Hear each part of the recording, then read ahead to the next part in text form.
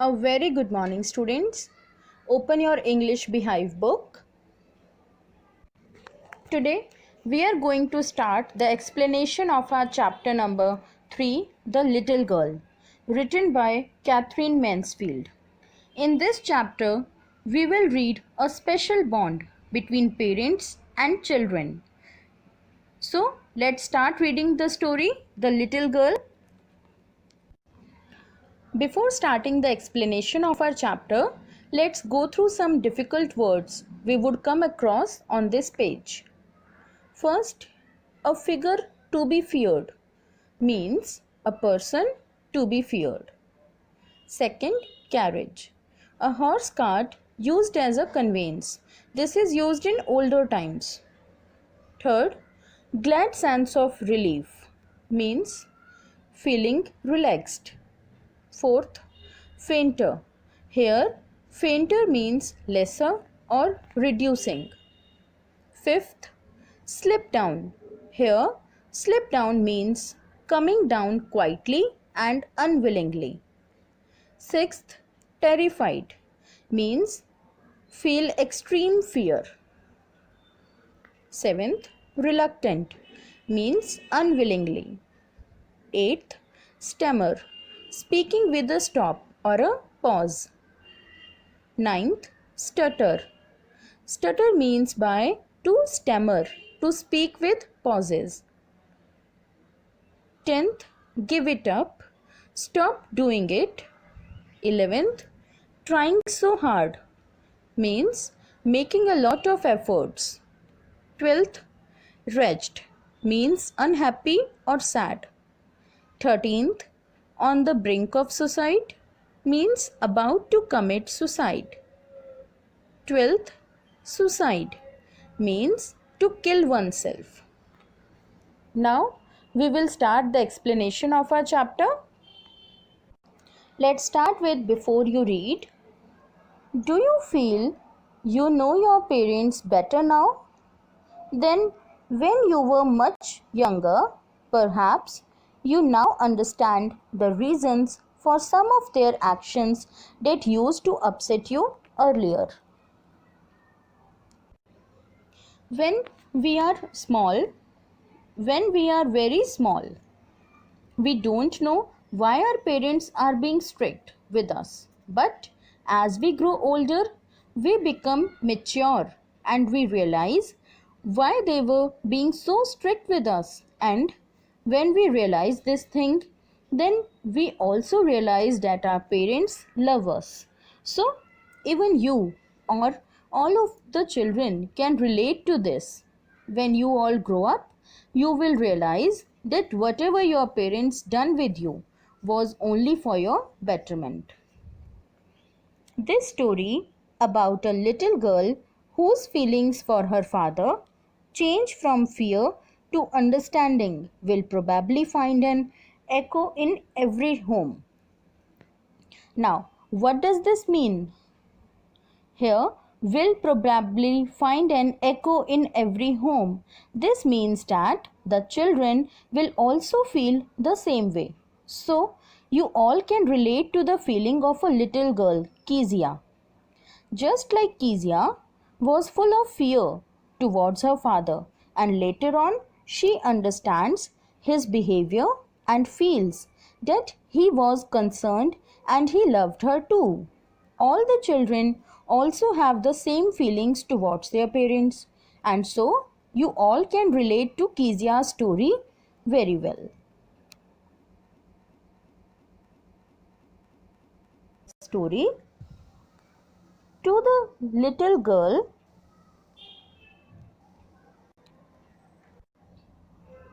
To the little girl, he was a figure to be feared and avoided. Now here, a figure to be avoided or feared means a person to be feared. And who is the figure to be feared over here? Kezia's father. So this he word refers to the Kezia's father and the little girl is Kezia. So the opening line of the story is indicating the fear that Kezia has for her father. And as she is fearful of her father, she always tries to avoid him, or she tries to remain away from him. Every morning, before going to work, he came into her room and gave her a casual kiss, to which she responded with, "Goodbye, father." So, every morning before going to work, Kezia's father would visit into her room and give her a casual kiss. And in reply, Kezia could say, "Goodbye, father." So, this action of Kezia's father indicates his love to Kezia. And oh, there was a glad sense of relief when she heard the noise of the carriage growing fainter and fainter down the long road. Now, here, carriage. Carriage is like a horse cart, which shows and means a conveyance used in the older times. Now, glad sense of relief. This means feeling relaxed, and fainter and fainter means lesser or reducing. So, here we can say Kezia can make out the fear. So, here we can make out the fear that Kezia has for her father. The writer says that when Kezia heard that her father's carriage is going away from home, he was leaving home and its sound became fainter and fainter. That means the sound is reduced. Kezia would have a sense of relaxation. She would feel relieved that her father had left. Now, why does she feel relieved? Because she feared her father. She was afraid of him, and so she was relieved when he left the home. In the evening, when he came home, she stood near the staircase and heard his loud voice in the hall. Now, in the evening, Kezia's father would return home. She heard his loud voice, and this loud voice again made her feel afraid of him. And what did her father say? "Bring my tea into the drawing room." "Has not the paper come yet?" "Mother, go and see if my paper's out there, and bring me my slippers." So, just as Kezia's father returned home, he would start ordering all different things. He would say that he wanted his tea, his newspaper. He would ask his mother to see if his papers were there outside the house, and he would ask her to get him his slippers also.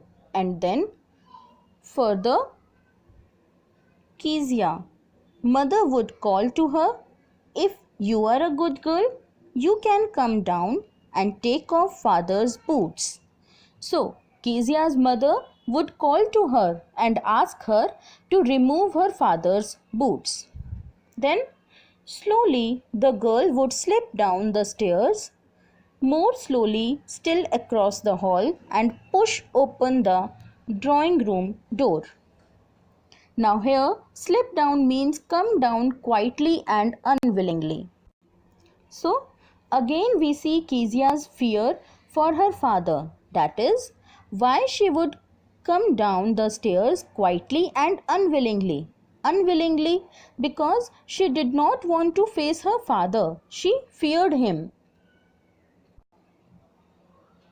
By that time, he had his spectacles on and looked at her over them in a way that was terrifying to the little girl.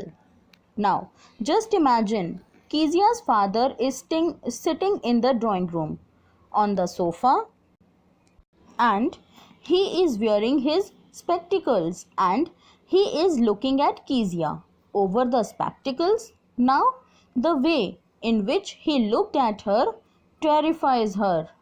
Terrifies means feeling extreme fear. She was horrified because maybe It seemed to her that he was staring at her. Well, Kezia, hurry up and pull off these boots and take them outside. Have you been a good girl today? Now, Kezia was reluctant. Reluctant means unwilling. She was slow in her motion, and so her father would tell her to hurry up and remove his boots and keep them out of the room. And then he would ask her that was she a good girl that day? And Kezia replied, don't know, father. So, why is she stammering? Stammering means speaking with a pause or a stop. So, why was Kezia stammering? Because she is not confident. You are not confident when you have any feeling of fear. Don't know? If you stutter like that, mother will have to take you to the doctor. Now, stutter means to stammer, to speak with pauses. So, here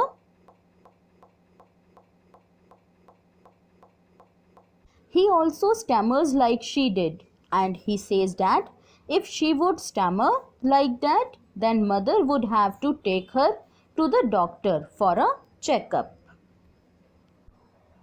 She never stuttered with other people, had quite given it up, but only with father, because then she was trying so hard to say the words properly. Now, here, given it up means stop doing it, and trying so hard means making a lot of efforts. Now, here, the writer tells us that Kezia never stammered by when she spoke to other people. It was only when she spoke to her father that she felt and lacked confidence, and that is why she tried very hard to speak properly and she stammered. What's the matter? What are you looking so wretched about? Now, here, wretched means unhappy or sad. Mother, I wish you taught this child not to appear on the brink of suicide. Now, here, on the brink of suicide means about to commit suicide, and here, suicide means to kill oneself. Here, Kezia, carry my teacup back to the table carefully.